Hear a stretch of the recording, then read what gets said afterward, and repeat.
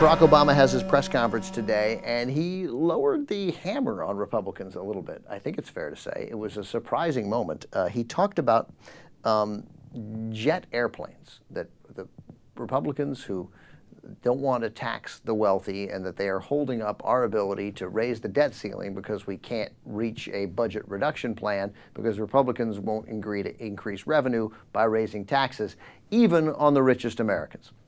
Now, I want him, as I said at the beginning of the show, I want us to hammer away on the price because I think it will resonate with regular Americans if we keep saying 200 or 250 or 300,000, 400,000, I don't care.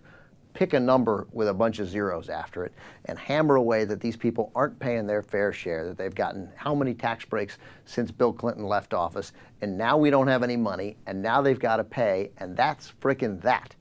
That's what we need to hear from the president. But we won't say it because we're afraid, first of all, that there, as Michael Shore pointed out on the WMB show today, there's so many Democrats making that much money, making $200,000, $300,000, $400,000 that don't want to pay that tax. And that's a fact. Doesn't matter.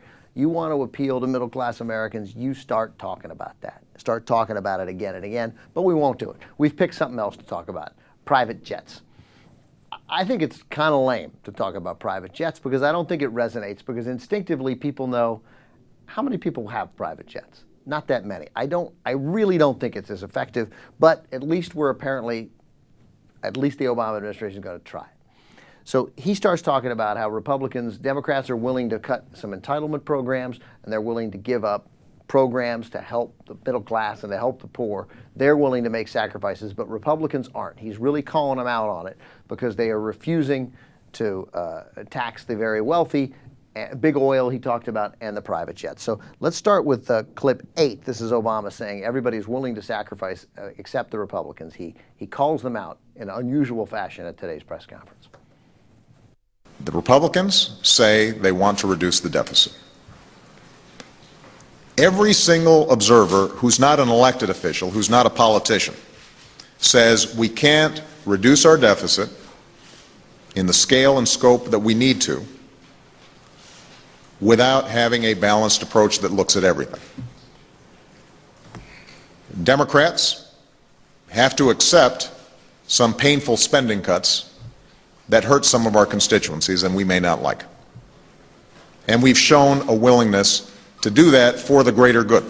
So the question is, if everybody else is willing to take on their sacred cows and do tough things in order to achieve the goal of real deficit reduction, then I think it would be hard for the Republicans to stand there and say that the tax break for corporate jets is sufficiently important that we're not willing to come to the table and get a deal done. Or we're so concerned about protecting oil and gas subsidies for oil companies that are making money hand over fist, that's the reason we're not going to come to a deal. I don't think that's a sustainable position. You can't reduce the deficit to the levels that it needs to be reduced without having some revenue in the mix. And the revenue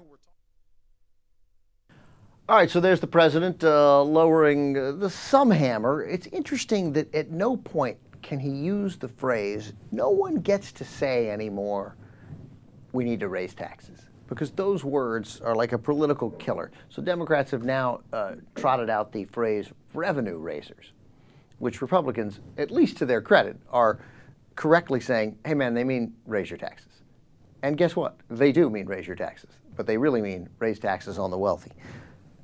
We got to say that. Just say it. Stop talking about revenue raisers or every economist says we need to look at the whole picture. The whole picture is raising taxes. Raise taxes. Say it.